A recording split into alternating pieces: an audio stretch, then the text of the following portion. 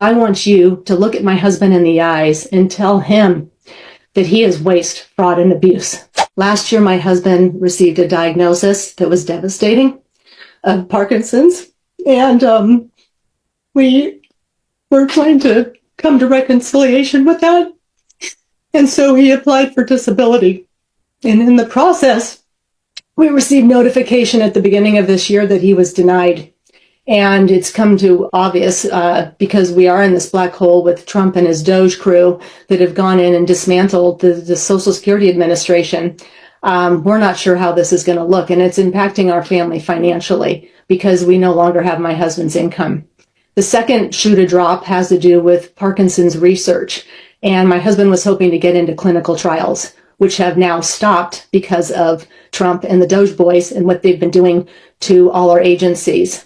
So I get incensed and insulted when I hear Trump and his administrators talk about waste, fraud, and abuse, because I want you to look at my husband in the eyes and tell him that he is waste, fraud, and abuse.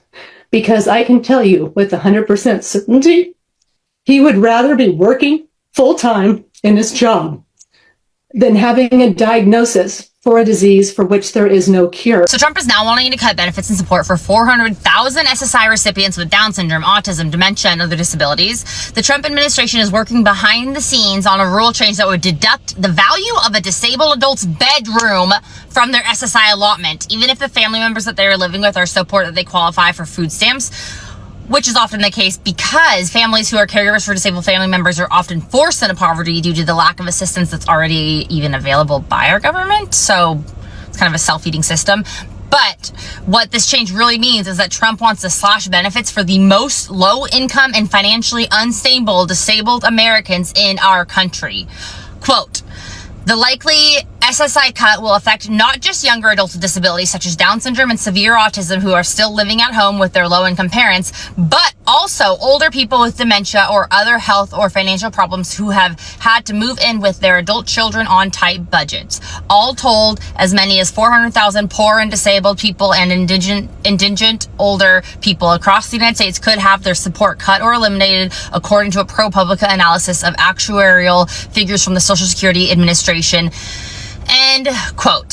So, to receive SSI as a disabled individual, you're already forced to be poor. So you cannot have more than $2,000 in countable assets. That's not even like liquid money in your bank account. $2,000 in assets. And you can't earn more than $994 a month in income, which is less than $1,000. I don't even know where you could live for that price. Not anywhere where I live. If you want to get married, they don't even bother to double that number. You can't have more than $3,000 in assets if you're a married couple. That's for the whole couple. It's disgraceful that this is where the Trump administration thinks that they need to cut further to save money. A ballroom, bombs, those are all necessary. The poorest of the poor, disabled Americans in our country is where they think they need to cut. Be so for real. In this regime's latest example of how cruelty is always the fucking point, they're trying to change SSI so that if a disabled person is getting help from their own family, they could lose their benefits because of it. I'm not even exaggerating. Like if you have a disabled kid and they live with you, or your parent can't survive on their own, so you take them in. That support can now be used as a reason to give them less. What are we even doing anymore? Because what's the alternative here? You're supposed to just not help your family when you see them in need? And don't even start with the there's no money excuses. There's always money when it comes to luxury projects, private travel, and taxpayer dollars magically ending up back in the pockets of the people in power. But the second it's disabled people, elderly people, children, now we're broke. Be fucking serious. And I need y'all to clock this hypocrisy. Because the same people that won't shut up about family values are literally pushing policies that penalize families for taking care of each other. So which one is it? Because right now, if you're vulnerable, you're on your own. If your family helps you, we're gonna punish you for it. And at some point, we all need to stop acting confused because it is always the same people getting hurt by all of these policies. That shit's not a bug, it's the design. Guys, they never thought this would happen to them because now some Americans are looking at their disability benefits, their housing assistance, their bills, their groceries, and their basic necessities and saying, what happened? Like, the hardest part is that some of the people feeling the pressure right now are the people who supported the very political movement that promised them things were going to get better, and now they're crying. So guys, watch this video until the end to understand what I'm talking about, and please consider subscribing if you haven't. So yeah. Please stop scrolling and just give me a couple minutes of your time. Myself and other disabled people will appreciate it. This is what's going on, and I'm sorry that my phone cannot crop it enough to show it. But the Trump administration is trying to penalize disabled adults who still live with their families. So what does this mean for disabled people? Let me explain. I'm a disabled adult. I'm 20 years old. I receive SSI and I live with my mother.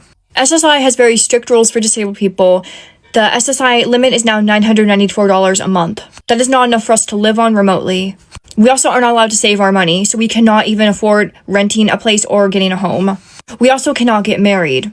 So because of the heavy restrictions on SSI, most disabled adults like myself are stuck living with our parents or other family members. And if this happened, then that would cut it off for myself and many others who rely on living with their family to have a roof over their heads. Some of us who are also on SSI also get Medicaid from that. So if we got cut off of SSI, we might also get cut off of our Medicaid. I read about this from ProPublica.org. You can just search up what I said earlier, and it should pop up under ProPublica, and you can read all more of it yourself.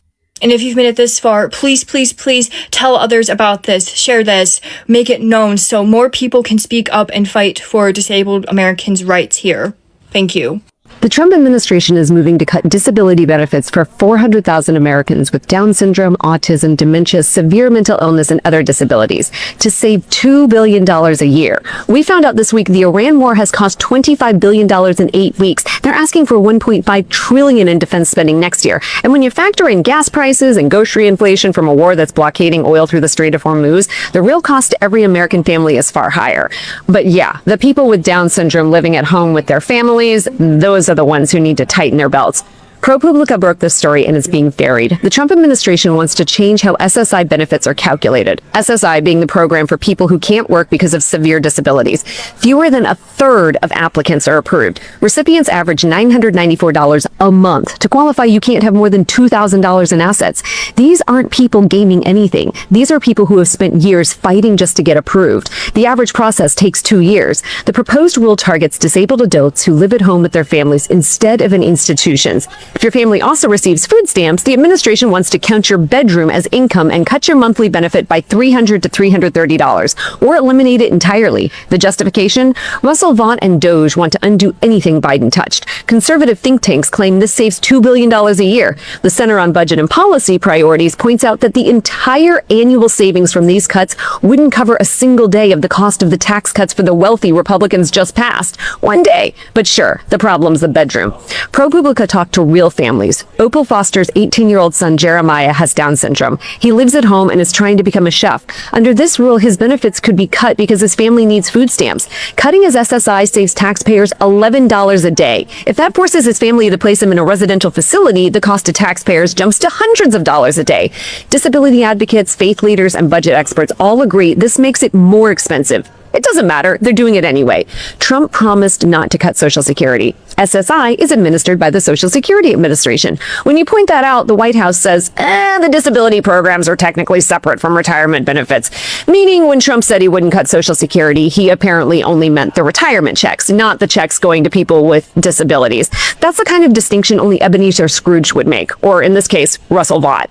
$25 billion on a war nobody authorized in 8 weeks, $1.5 trillion in defense spending for next year, and $2 billion a year from people with disabilities living in their families' spare bedrooms. That's the math. That's who they think should sacrifice. Trump's war on the disabled people has to come to an end. If you don't know me, hi, I'm Macy. I make a lot of content about being disabled and chronically ill. And usually I wait to make content about policies I don't agree with until I've calmed down, but this is too important. If you haven't heard, Trump is ending the ability to apply for durable medical equipment, prosthesis, mobility aids, everything, saying that it is fraud. As if it's easy to get wheelchairs. As if my insurance has denied wheelchairs for me. As if I didn't have to just crowdfund for a wheelchair so that I could get out of my fucking house. As if veterans who are coming home injured don't need prosthesis. As if kids with cancer who were just kicked off of their clinical trials don't need durable medical equipment at home. This pisses me off so much I'm shaking. This is absolutely just them saying quietly, but also so out loud, that they believe in eugenics and that eugenics is the goal.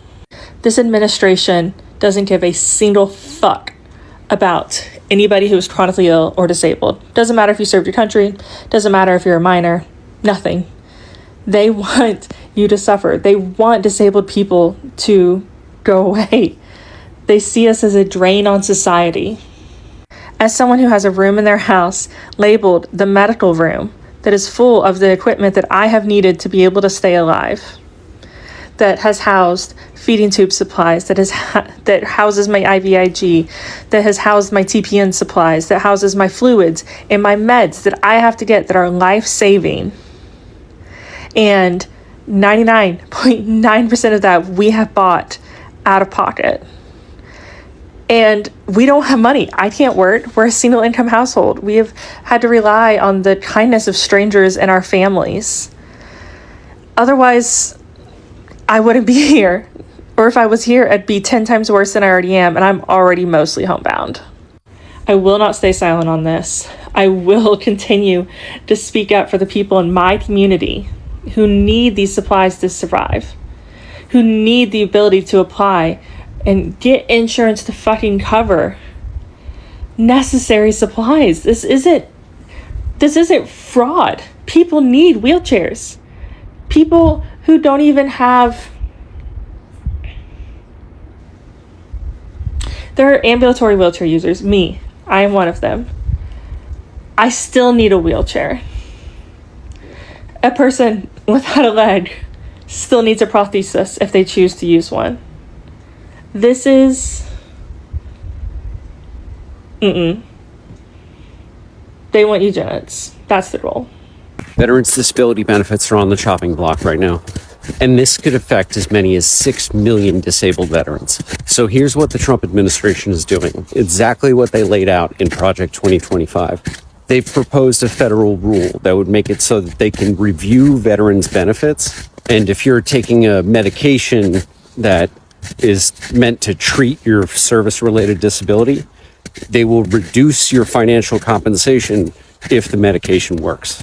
So what they want to do is take veterans who have PTSD, and if they're taking meds, as they should, to take care of themselves, they'll take away their money. Now, as someone who has severe post-traumatic stress disorder, I can tell you that my life ebbs and flows with symptoms. On the one hand, I have engaged in an attempt on my own life. I've been unemployable for long periods. On the other hand, I'm a small business owner. I graduated from an Ivy League university. I run a couple of nonprofits. What the Trump administration wants to do is just look at the good side of a veteran's life and say, well, clearly the medication is working, so you don't need any sort of financial stability to go with it.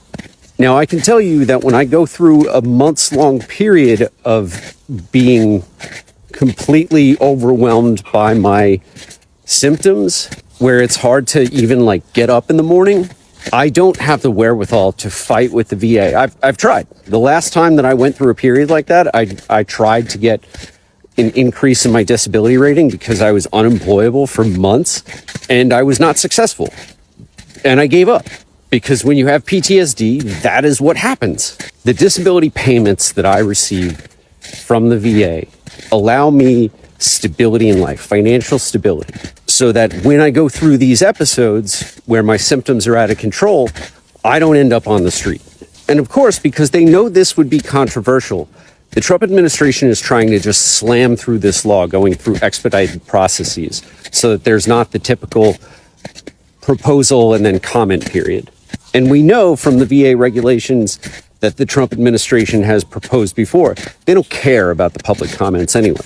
When they proposed to ban abortion healthcare services at the VA for women vets and dependents, it didn't matter that tens of thousands of veterans, military families, and concerned citizens wrote to object to this proposed rule.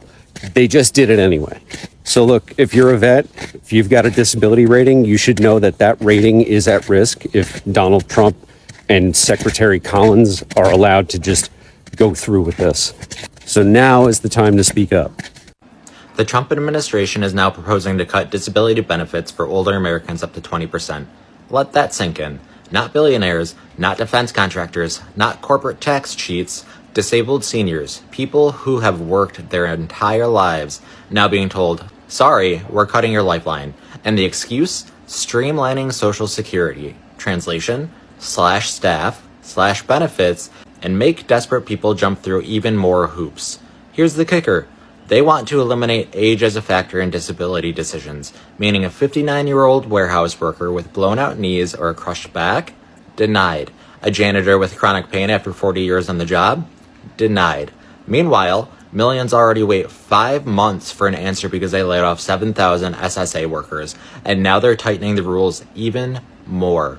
Economists are warning thousands will be pushed into poverty, forced to take early retirement at a massive penalty, permanently losing up to 30% of their Social Security, all while the government introduces a new system in 2026 that basically lets a computer tell sick, injured seniors, you're not disabled, go get a job. This is not reform. This is not efficiency. This is cruelty dressed up as policy. If this is what saving money looks like, then older Americans better brace themselves, because the message is clear. The safety net is shrinking, and they're starting with the people who can least afford it. Policies they thought were going to hurt somebody else are now showing up at their own front door. And that is where the conversation gets uncomfortable, because for years there has been this attitude of, as long as it's not happening to me, I don't care. And some people are perfectly comfortable watching other Americans struggle with disability benefits, housing assistance, food assistance, and all that.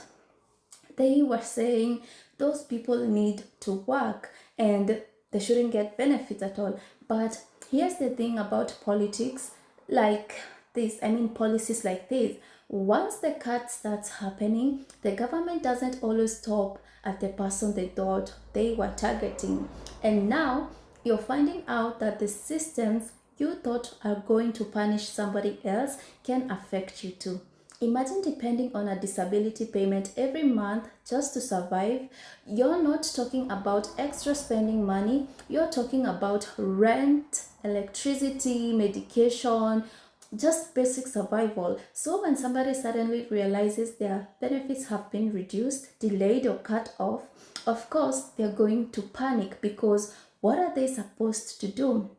You just can't tell somebody who is already struggling, go get another job, when their disability is the reason they can't work like everyone else. And this is where I think some people are finally realizing something very important. Like, government programs are not just for other people. Life can change. You can become disabled and lose your jobs, even your homes. Like, your family can fall apart financially, and suddenly the programs you spend years criticizing might be the very thing keeping you from going, like from ending up in the streets. And that's why watching some people realize this is so heartbreaking, because you can almost hear the shock in their voices. Like, they are saying, I didn't think this could happen to me. And honestly, that part gets me, because there were people warning about these consequences. There were people saying, be careful what you're voting for. And there were people saying, don't assume these cuts are only going to affect poor people, immigrants, disabled people, or somebody you don't know. But a lot of people didn't listen. They thought the consequences would affect somebody else's. And now they're standing at their own front door wondering what they're going to do next. And this isn't just about a disability benefit. Look at housing assistance. There have been serious concerns and disruptions surrounding programs like Section 8 and other forms of housing assistance, leaving vulnerable families worried about whether they can keep a roof over their head. Like, imagine finding out that your rent assistance isn't coming through the way you expected. You have a landlord waiting, you have bills waiting, and there is no magical button you can press to make everything okay. Then you have immigration enforcement and deportation happening, separating families and disrupting communities. And some of the people who supported aggressive immigration policies are now realizing that the policies don't exist in a vacuum. Like, when workers disappear from farms, restaurants, construction sites, caregiving jobs, and other industries, the effects can ripple through the entire economy. Prices can rise, businesses will struggle, and workers might disappear. And suddenly, people start asking, wait, who is going to do all this work? And that's the irony. You can build a functioning society by constantly deciding that certain groups of people are disposable, because eventually the consequences spread. And that's what we are watching right now. Like, people are realizing that you can vote against somebody else's safety and still end up losing your own. Like, you can vote against somebody else's benefits and eventually need benefits yourself. You can celebrate somebody else's eviction, later finding yourself struggling to pay rent. Like, you understand? You can cheer for somebody else's loss, and that might happen to you too. So, because honestly, nobody should be celebrating another person losing access to the basic things they need to survive. And I know people are going to say, well, they voted for it. And yes, people have the responsibility for the political choices they make. But when somebody is sitting there crying because they can't afford food, because their benefit disappeared, or because they're terrified about losing their home, I'm not going to celebrate that suffering, because that's exactly the kind of country we should be trying to avoid becoming. A country where everybody is just waiting for the next group to get punished. First, it's them, then it's somebody else, and eventually it can be you, because you never know when life is going to change.